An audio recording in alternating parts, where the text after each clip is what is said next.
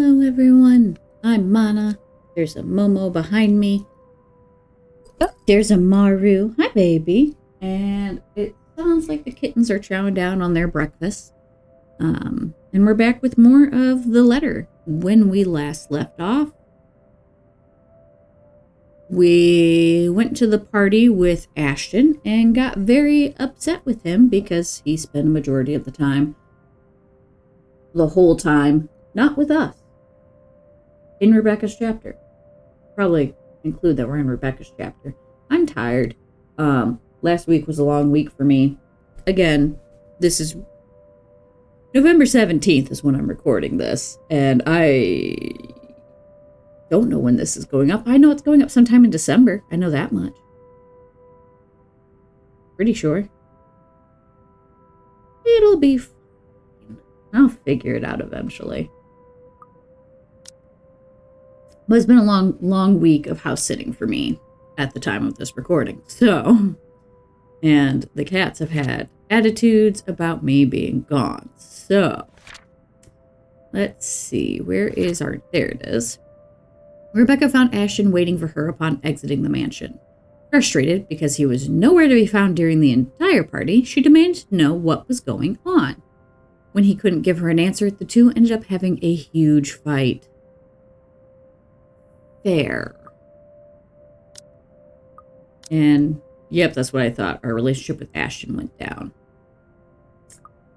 I'm just determined to sabotage you, I suppose. Not intentionally. The moon is almost at its highest by the time we reach Salem Well. Even after our respective heads have cooled off, the atmosphere within the car remains rife with unspoken tension.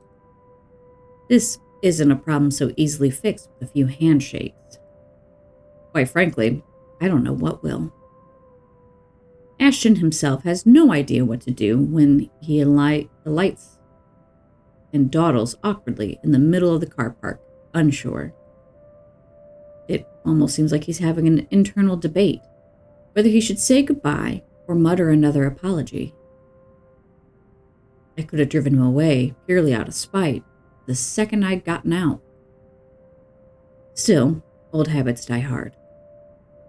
It's late, and Ashton's flat is on the other side of the city. Irritation might still rear its head every time I look at him right now, but I'm not too cruel to put him up on another long drive. Especially when he still appears as if he hasn't gotten any rest. You can borrow the couch. I throw the keys to my flat his way before a protest forms on his lips.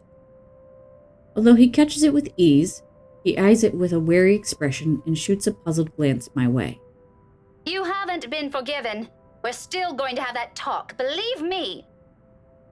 But I'm not about to send you out on another drive looking like that. It's late. Go get some rest. We're setting aside a lot of loose ends like this, but he appears to have accepted that reason, at least in the meantime. He does give me another questioning glance when I shove past him, pulling my mobile in the process. Where are you going? I thought... You go ahead upstairs. I need to contact Professor Andrew. Andrew? Why would you... Oh, no. Please. Is this that thing Isabella said this morning? Again? I already gave her my word, Becca. I'll look into this BRC crap. No need to drag the old guy into it. Of course, he's still skeptical. It makes one wonder if he's even seeing anything at all. Figures this curse will stay away from the scoffer. But this is another loose end tonight that I just can't leave alone, Ashton's beliefs notwithstanding. It just so happens that it's one I can delve into using means other than taking a look at the mansion itself. Ashton, do you really think I still give a shite after that stunt you pulled tonight? No, but this is... I spent so many years with him to know this is about to turn into another argument. Before he can finish it, I cut him off with a firm raise of my hand. Look, I don't care. There are weird things happening around here. And yes, it's Isabella's brand of weird. Ghostly voices, strange sounds, and a bloody woman sitting at the back of my car. You don't have to believe me. And I no longer have the patience to convince you, so just leave me be, Ashton. He doesn't push it, growing quiet instead, although I know he has a whole case of it prepared inside his head. But there's a reluctant shift in his movement when he steps away from our conversation. Short of climbing the stairs, he stops, turns to face me with an expression almost too conflicted. Are you really sure What? that there was something? That you've been, seeing things? Oh shit, is everybody about to admit that they've been seeing shit? Yes, I'm very, very certain. Now go. And you better not break anything in there. The last time I let you stay over, it was that statuette Belle gave me. You haven't even replaced that one. The last of my reprimand goes both unheard and unanswered as he disappears behind the stairs. If things aren't as strained, he might have a quip or two about that, followed by light banter. Instead, for a long moment, I am left staring after him. There's something in the way he asked that nags me. Coupled with his expression, the whole exchange just feels unsettling. One that doesn't fade even as I gather my thoughts and shift my focus on another. Even as I dial Professor Andrews' number. You've said multiple times it's late and you're calling the professor. Rude. And that is when it clicks. During the long wait for the professor, one stray thought emerges from the unease. Ashton has not intended for his question to be a jibe. It's concern. For what, though? For my well-being? The letter's curse? The woman I mentioned? The answers for those will have to wait, however. Finally, the call connects and Professor Andrews' voice echoes from the receiver. Professor Andrew? Rebecca? It's late. What can I do for you? I know, I'm sorry, but this is a bit urgent. After all, this is a more pressing matter. Our lives might be at stake, and we're still in the dark. Actually, I was wondering if I could ask you to do me a favor.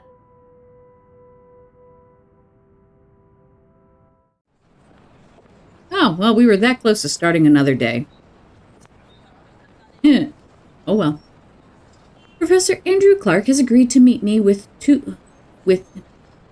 me 2 days later in front of Luxbourne's public library. With how urgent it is, 2 days was a long time to wait. He has other commitments, but being a longtime family friend has its perks. I have my parents' connections to thank for that. Of course, I'm not the sort to impose on him often, but the situation is, well, not entirely bad, although it does require calling in a few favors from friends like him. Without his signature, I won't be able to gain access to the library's restricted section. If I want to get more in-depth information on the Ermengarde mansion, that is. Not simply what they choose to show to the general public. As much as I hate to admit it, there's always something people censor, and whatever it is, I won't ever find it in the general section. It has to be what they're keeping here, beyond the public eye.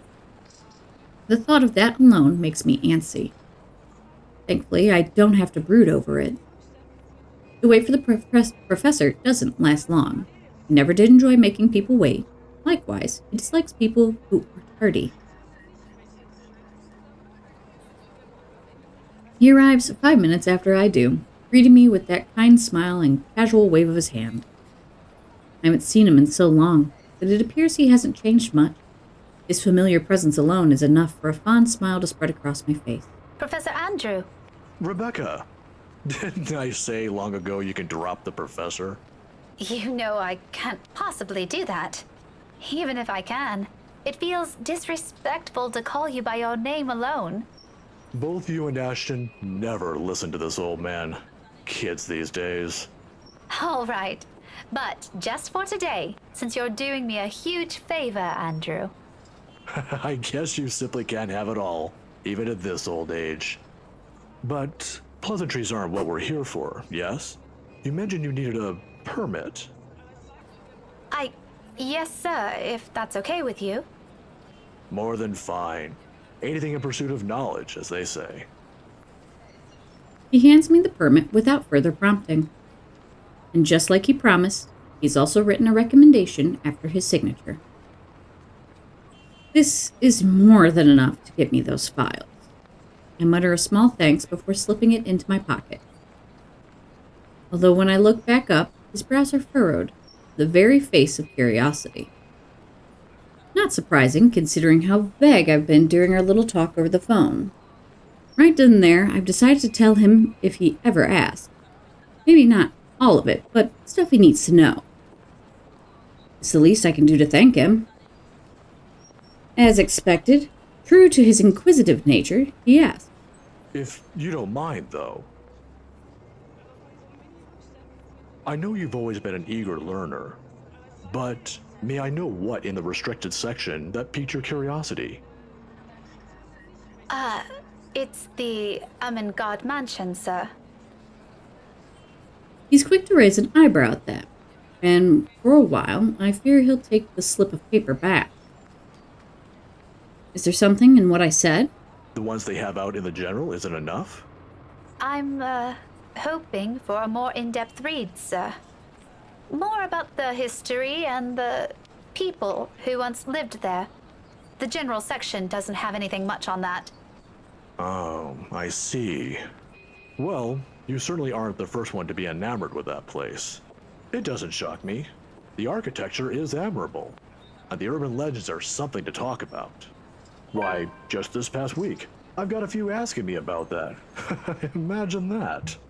I think enamored might be a little too much to describe our interest in it. But I have to agree. The mansion is beautiful, even with the renovations.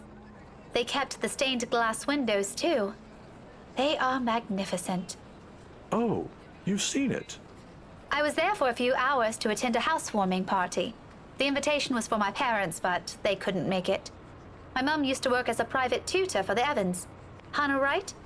Ah, I know of her. Her husband, too. Who doesn't? Luxborn's most popular couple. Something falls behind his eyes, the warmth in them suddenly gone, like he's reliving a painful, distant memory and seeing it play right in front of him.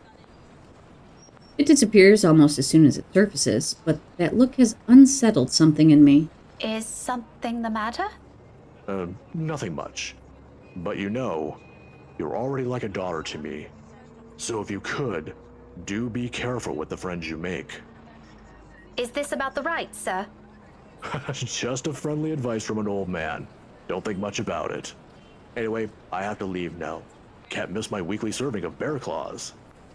Say hi to your parents at the detective inspector for me, will you? I wish you luck with all that research. I will. Thanks for this, Andrew. Andrew gives my shoulder a light squeeze, a gesture a younger me has always appreciated, and quickly crosses the street after.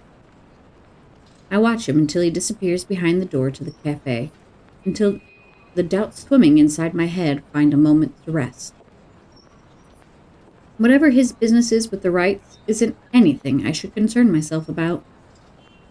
But somehow, in the grand scheme of things now, all of it feels oddly relevant. The how, though, I've yet to figure out. And I'm hoping the library will give me the answers I want this time. On a gloomy Sunday morning, the library is especially empty. The second floor in particular.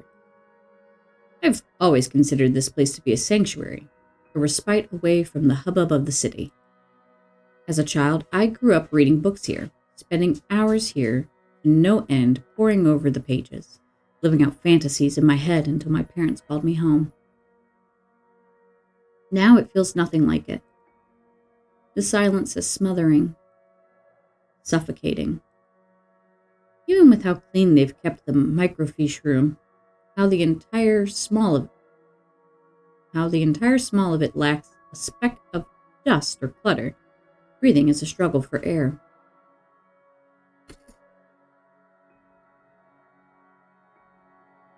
not far into my stay, I began to long for the noise outside, and perhaps as a way to calm this unease, I start to hum a tune. Imagine that. Why, of all things, it has to be that silly nursery rhyme, I've not an inkling. It does its job, however.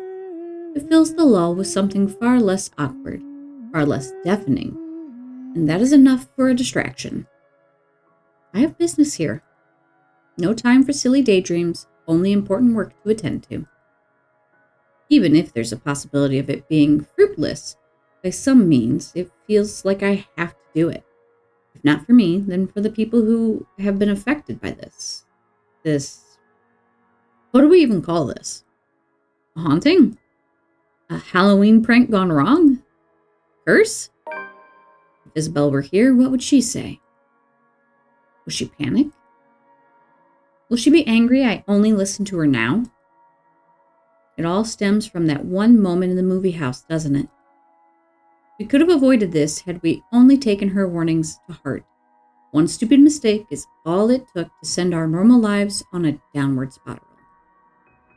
Frankly, I'm no longer sure if I'm angry at myself for it, or at the universe for throwing us into this mess. I find it interesting that you've come to the conclusion that this is really happening, and instead of going to Isabella and working with her to solve the problem, you just fuck off on your own. Like, not to quote High School Musical here, but all in this together much? Not at all? Okay. But we can only make do of what little we have, and that's exactly what I'm doing.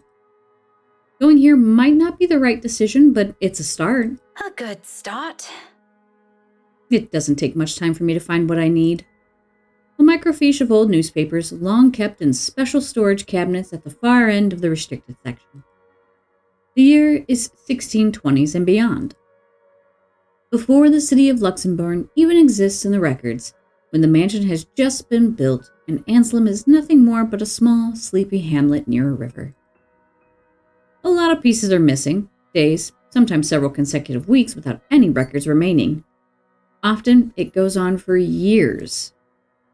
Troublesome, but as it is, I'm lucky enough to find anything at all, considering how far I'm looking back.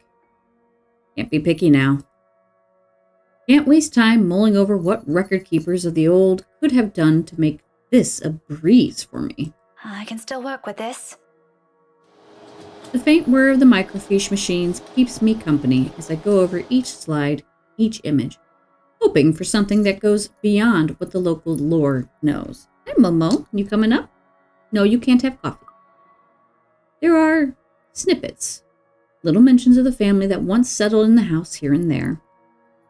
The usual singing of praises for the couple who helped brought up what was once a tiny settlement into a buzzing town.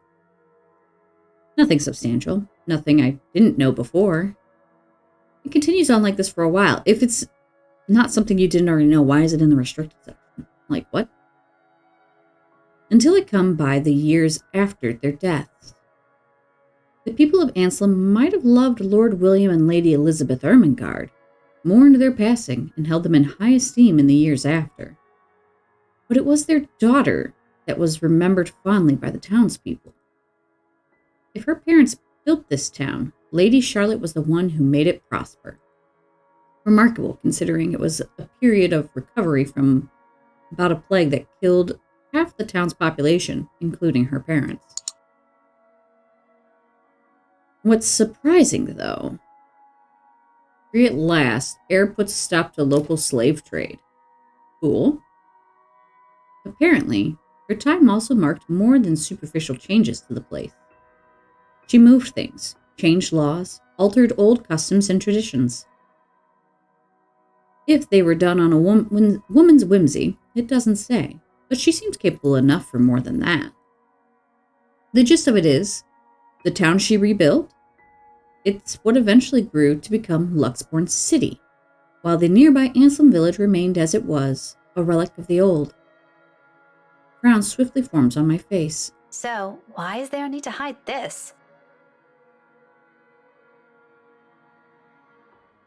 That's what I was wondering. One by one, I try to recall every lesson I've gone through, every book, paper, and journal I've read. None of those ever mentioned this. It's always the lord and the lady of the house, their endearing child, always an afterthought to those anecdotes. The one who always took her life in the end. Never someone who restored a town from the brink of collapse or brought new ideas to it. Is it because she's a woman? That pisses me off.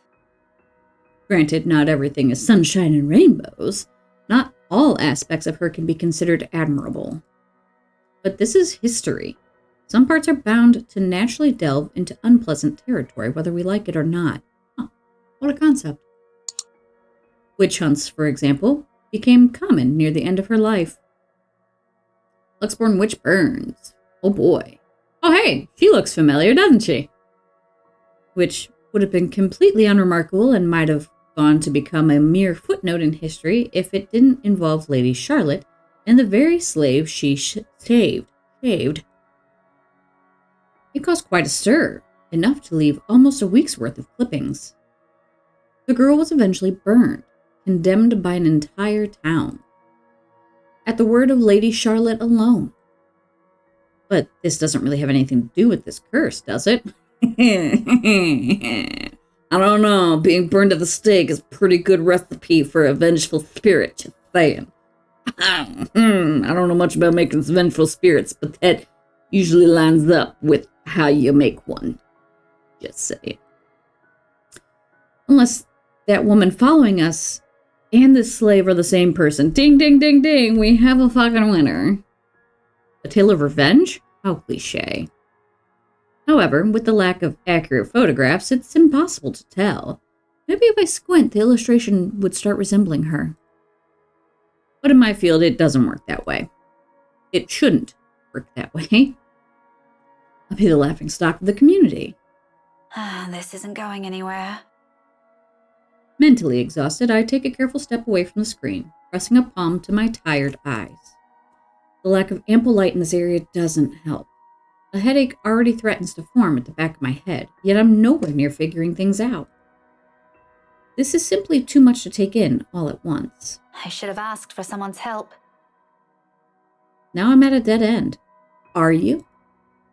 I start gathering everything around me and placing them back in their respective envelopes for storage. The motion's no longer new after volunteering here a number of times. I didn't make much of a mess anyway, considering the lack of materials available to begin with. I'll have to look somewhere else.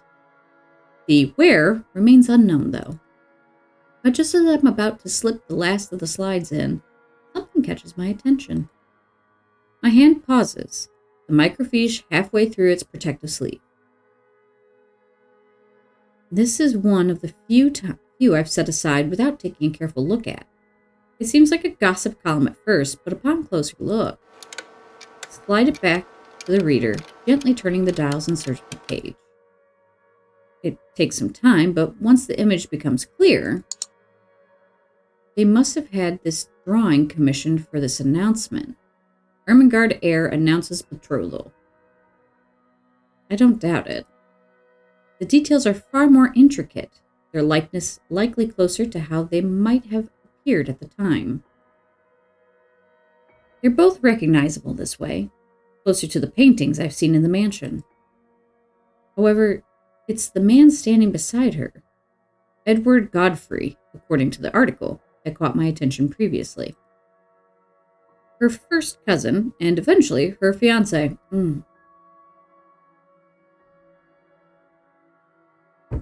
Don't marry your cousins, guys. Just don't. Maybe it's the posture, the manner in which he holds himself.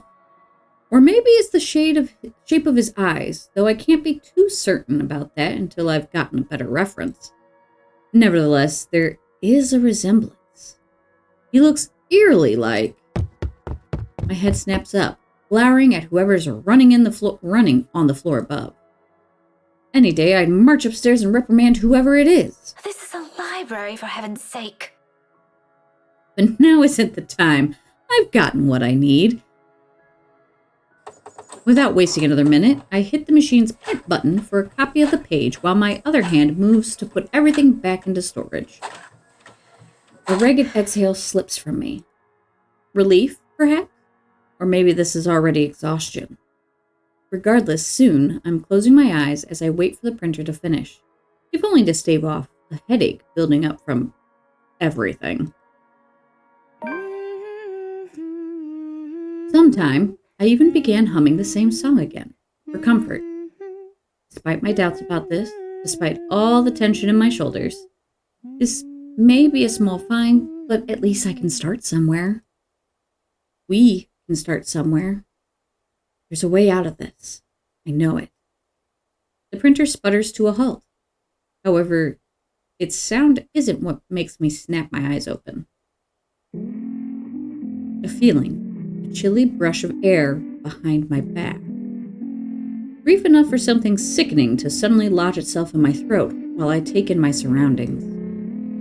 It's that suffocating sensation again, creeping to every part of me, crawling under my skin, draining me little by little of any strength.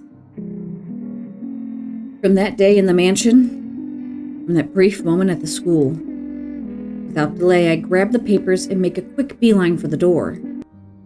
Hi, honey. My whole body freezes. What are you doing, Miss Pink? Hi, Takako. I hold my breath, not daring to make any noise. For a little while, only the sound of papers crumpling under my grasp fills the room. The excitement from earlier gone instantly, replaced by a cold, seeping dread spreading throughout my limbs. But more than the fear, it's the anger. It pains me to hear her using my own student's voice against me, and more than once I believed it was really her.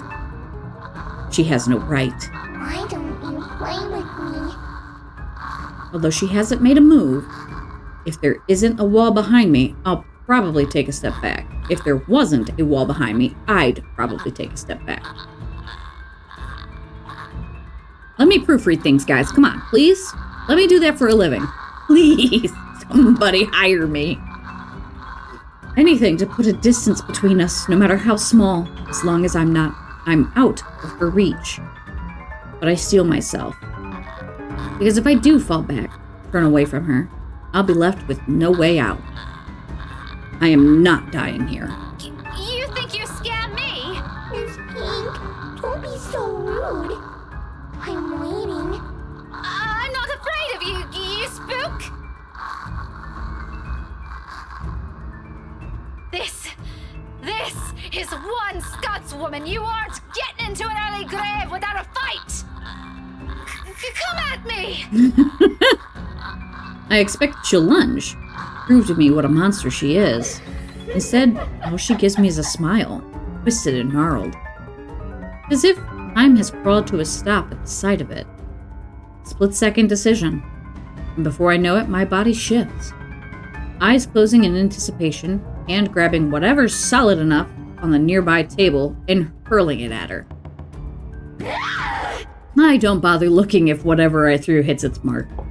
I run, as fast as my legs can carry me, despite my heart threatening to burst out of my chest. But in this maze of bookshelves, with the whole place almost void of people, is there even a place safe enough I can escape to? I went for the door. Oh god. I know I went for the door when I played this on stream, because logic dictates, get out of the building. Head upstairs sounds like a very dumb bitch move. And I'm fairly certain that if I go upstairs, I'm gonna get Rebecca killed. And I don't want to get Rebecca killed. But I also haven't done it before. So I have to do it. I have to. I have to head upstairs. I'm sorry, Rebecca. This may result in your untimely end. But I have to do something. Bye! There are people upstairs, aren't there? The weekend staff or some volunteer? There should be. Even if it's a Sunday and I'm only here on a special permit, there should be at least one other person manning this place. I heard them a while ago. Of course, I couldn't possibly tell them about this, he won't believe me in the same manner we didn't buy Isabella's stories until it's too late. But I can easily come up with excuses. For now, what's important is I don't end up trapped and alone with her. Safety in numbers, as they say. There's no hesitation in my steps as I race upstairs, ears straining for any signs or sounds of the woman appearing, jumping at me again at any second. I can still hear her behind me, the grinding of bones, her whispers as she keeps calling me back. Although it's at a distance, I don't slow my pace. Library rules be damned. Because no matter how much I pretend to be brave, the level-headed one, or the tough one, this terrifies me. This scares me more than anything.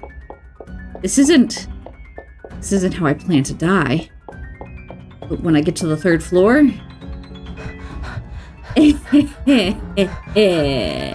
only silence welcomes me, and an emptiness that stretches out far too wide, spanning the entirety of the floor for it to be reassuring. And just behind me, somewhere at the foot of the stairs, panic rises up my throat. No other way now but up. So I bolt, desperation kicking in without warning. I take 2 steps at a time, tripping clumsily over some of it in my last-ditch attempt to escape. But I know. At the back of my mind, I know. I know all of this is futile. With every footfall, with every ragged breath, with every pounding of my heart, it gets hammered to my mind. And it only becomes clearer to me once the door at the end opens, revealing the vast expanse of Luxborn's early morning skyline, and with her treading at my heels, blocking my only way out. Except the one that greets me isn't who I'm expecting. Oh look, we're already on the phone with Ashton. Hannah? Oh, Becky, sweetie, why would you ever run away from me? The trek up here must be exhausting, isn't it? You poor, poor darling. The voice is the same, even the looks. Yet nothing about this Hannah screams of the Hannah I know. She exudes none of the sweetness or cordiality she always has with her, even when faced with people she barely knows. If I have not seen what I've seen, heard what I've heard this past week, I'll very likely brush this jarring disconnect to the odd weather. However, something's off with her, and my mind is screaming the space between us best kept for now. Why don't you come here, sweetie? Downstairs with me. I can't. Oh, why ever not? Please, Hannah. Just leave. Don't be such a spoil sport, honey. Don't you want to catch up? It's been years since we've seen each other, hasn't it? Don't you miss Big Sister Hannah? Maybe some other time, Hannah. I'm here on important business. Important business, she says. Little Becky all grown up. Now she's learning to meddle. Tell me, darling, what did the curious girl find out? I don't think that's any of your business. Oh, believe me, it is. It is now. Especially if it involves my darling prince. She laughs, her features contorting into something horrid, close to grotesque. A twisted little thing completely removed from the person I've met not only a day ago. This isn't Hannah. She's gone. And this little fact causes me to take a wary step back. You better be careful taking steps back up here. Since when? She appeared okay at the housewarming party. Yeah, 2 nights ago. And as annoying and overbearing I find her husband is, I feel sorry for the Boheed. Okay. He might be an asshole, but he doesn't deserve this. Hannah doesn't deserve this. What's wrong, Becky? You look like you've seen a ghost. All I'm asking is what brought you here at this hour. Of course, if you didn't do anything wrong, we wouldn't be having this problem, yes? Stay away from me! A useless plea. Does she even understand a word I say? Can she even? Is she still human in the first place? Somehow I doubt it. Because no human being will ever do this. You and your friends have become such a nuisance to our lives. So do me a favor, sweetie, and come with me. I promise it'll be worth your while. Simply imagining what she's capable of doing to us. I never want to give her that chance. I'm telling you to back off! How rude. I'm sure Mumsy Gales wouldn't be happy about that. Loki's making all sorts of cute noises. I'm sorry, it's distracting. Please be a good girl now. Her gait is slow as she walks forward. But with every inch she draws nearer. Even as I pull away to take back what little distance I can between us, the smile on her face merely grows wider. She's backing you toward the ledge. A mocking gesture. For me. She may be less of a human now, but I'm pretty sure she's fully aware she's got me cornered. She wouldn't even bother making it here if she isn't. But I can't look away. I can't bring myself to, even as the heel of my shoe eventually hits the edge. End of the line. I mean, there's still a chance you could get around her to the door. I'm just saying you should at least try to make a break for it. Trapped. Alone. So this is how it ends, huh? Quietly and without fanfare, surrounded not by a warm breeze, but a chilly morning air. Loki, you want me to throw the ball? I can't throw it if you don't bring it to me. No soft footfalls on an empty hallway, with the din of the early morning traffic below. No warm afternoon light. Nothing but the cold, pungent smell of death, all underneath a dreary morning sky. How fitting. Yet amidst all of it, there's a single voice I want to hear. If only for the last time. Becca? Hey, did I wake you up? No, I left you a voicemail, so I thought, where are you? The one I grew up with. Who always got grades better than I did without even trying. Whose silly antics I have to put up with all these years. Who stood by me even when things got tougher. That one person who's been a constant in my life. Ash, do you remember that one time? The what? Back in secondary. We joined a contest back then, didn't we? We had to dress you up as a girl and... No. What? You looked really pretty. I think I still have that picture somewhere. Burn it. We're not talking about that again. You promised. Seriously, what brought this on? Nothing. Just... Why would you not tell him? Why would you not tell him? Hey, that thing that we've all been seeing? Yeah, she's fucking here and about to push me off a fucking roof. Okay, thanks, love you, bye. Why the fuck wouldn't you tell him? It's just the first thing I remembered. Why would you not fucking tell him? So weird. Despite everything, my lips curl up into a smile. Faint. A sad little thing on its own, given the situation. Because even at the very end, I know I have this. The casual talk, the friendly banter. Talking like how we always would as children. If only I hadn't been too selfish. Only I hadn't taken all of this for granted in favor of my feelings. Then perhaps I wouldn't be regretting anything now. You're being weird today, Becca. Well, that's because I'm about to be pushed off a building. You could just tell him that. Why are we not telling him that? Whatever. Listen, I need you to go home right away. I'm at Salem Well right now and... I wish time would simply stop for us. There are still a lot of things I want to say, like, hey, the spirit that's been following us has me cornered on a roof. I don't think I'm gonna make it home. Things I never bothered saying out loud. Things I should have said a long time ago to someone who has always been by my side. But in this moment, there's only one. Thanks, Ash, Hold on, did I do something? for everything. Rebecca, what? I'm so glad to have known you. Wait, what are you? God damn it, Rebecca, where are you?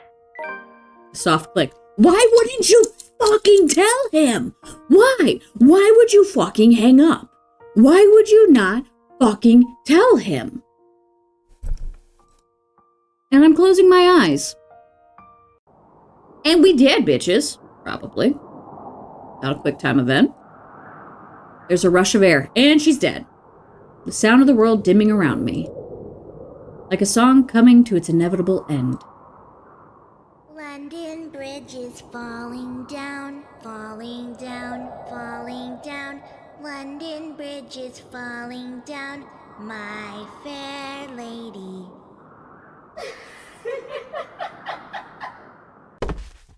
Splat! You've unlocked a memory fragment. Yay! I haven't done that in a while. Well, this one does look familiar. Oh, wait, no, this looks familiar because Google is making thumbnails. Well, that's fun. Why we gotta involve a cat? Why are we involving a cat? Rude. What'd the cat fucking do? Okay, well. Pretty sure Rebecca's dead, or at least hospitalized, so that's fun. I'm gonna call it here. Pretty sure I got Rebecca killed. Selfish bitch. I feel bad about it though, and I only did it because it was something I knew I hadn't done before. So, I still hate it. Still hate it. So yeah, I'm gonna call it here. When we come back, we'll pick up with Ashton's story. And go from there. We have Ashton and Luke left, and then I think it does like some bouncing around. And we go from there. So yeah. We'll see you guys later, and remember to do something nice for a stranger today. You just might save a life. Bye!